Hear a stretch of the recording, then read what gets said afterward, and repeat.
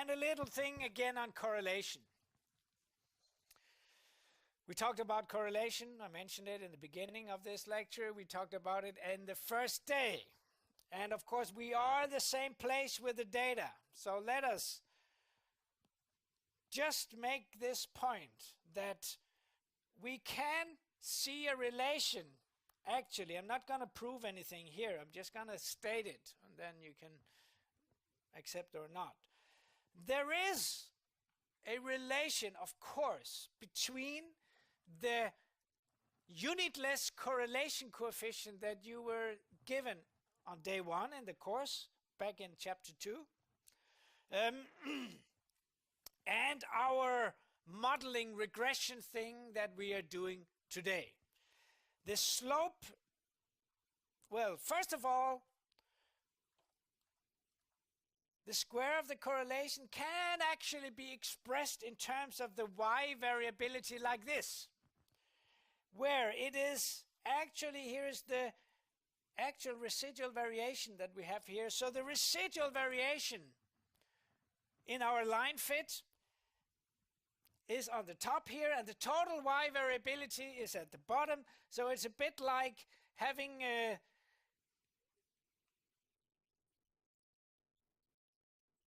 now I got stuck. Let's say it in a different way.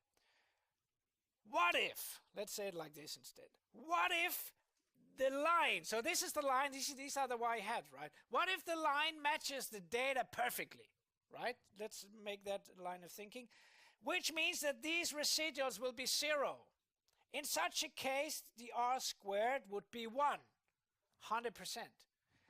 What if the data we had would be simply a flat line like that, which means that yi, if I have a flat line, the predicted line is exactly the average of the y's, right? When there is no relation at all, the line you put in is just the average of the y's. So in such a case, these two numbers would be the same, and the squared correlation would be 0. In the last case, the x does not describe anything of the y's. In the first case, the x describes everything that goes on in y, right? So this expression allows an interpretation that says that if I square the correlation that you already knew from the first day, if I square this one, I can see it as a percentage. A correlation is between -1 and 1. If I square it, it's between 0 and 1. See that as a percentage. And you have the proportion of the total variability explained by the x or by the model or by the x through the model, depending on how you want to put it. So this is how to see the relation here between explained variation and correlation. And there is an explicit relation also between the actual correlation coefficient, call it rho hat, call it r as we did in the beginning, and the beta. And this looks actually, I even find this still, even though I try to get used to it, sort of complicated.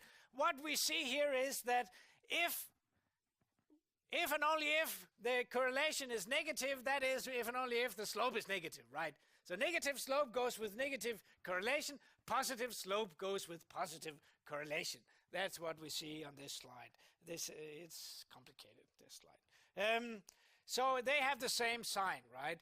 Correlation is unitless. Correlation is between 0 and squared correlation is between 0 and 1. Correlation between -1 and 1. The slope comes with a unit. The slope measures y change per x change, right? So our slope in our running example would be kilograms per centimeter, right? Kilograms per centimeter. Whereas correlation has no unit. That's also a difference. Yeah, here it was. Good. And then something just to think about. We don't do it in this course, but it could be done. You could actually think about hypotheses for correlation coefficients, sort of underlying correlation coefficients. Luckily, this is exactly the same hypothesis as the one we already know. So, and basically we already said that the hypothesis of a slope of 0, I said that already, that's the same hypothesis as saying that two things are not related to each other, linearly at least. And this is what this hypothesis is saying up here. So we don't really need any theory and methods for this hypothesis, because we already have theory and methods for this hypothesis, and we can just use those then. And we don't need the other ones like that. So that's the point.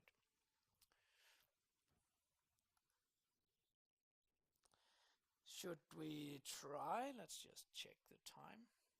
We can try. Look at what I do here, and then we jump to R and do it. I have some data, I do some regression, I put in the line, and I check my correlation, which should be a function that we knew from a few weeks ago. Let's go double check just for the fun of it. Here we are.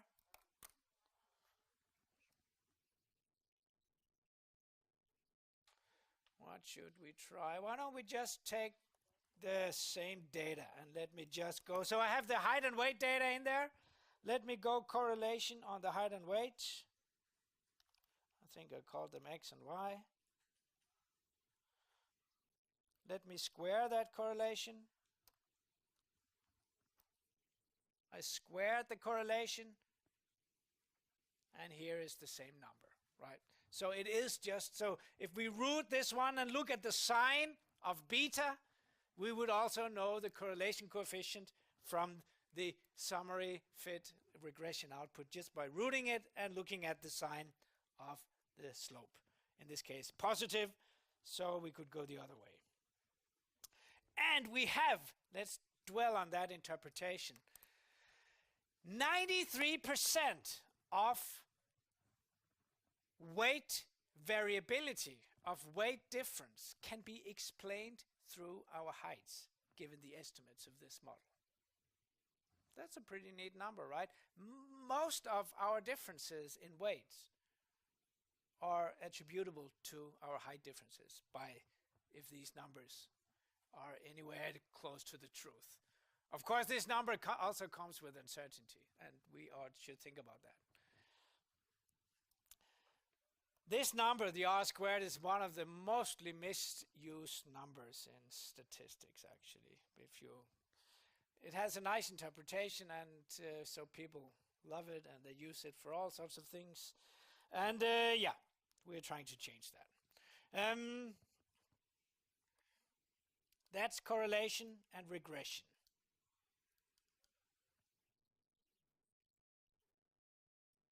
We're getting there. Getting there. Let's have the final go on our game for today. We finish it now, then I have one more point. Here we go.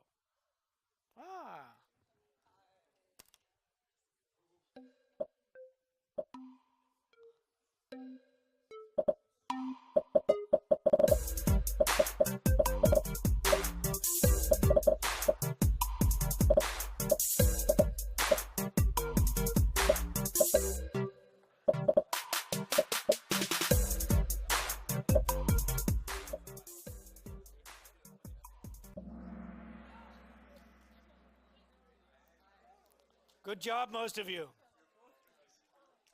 Let's see. Well, someone explained me cash me outside, what that meant in the break. But anyway, would cash me outside like to cash me outside, or or whatever? Would you like to expose yourself or rather? Good job there. And what about the king eating something? Good job there.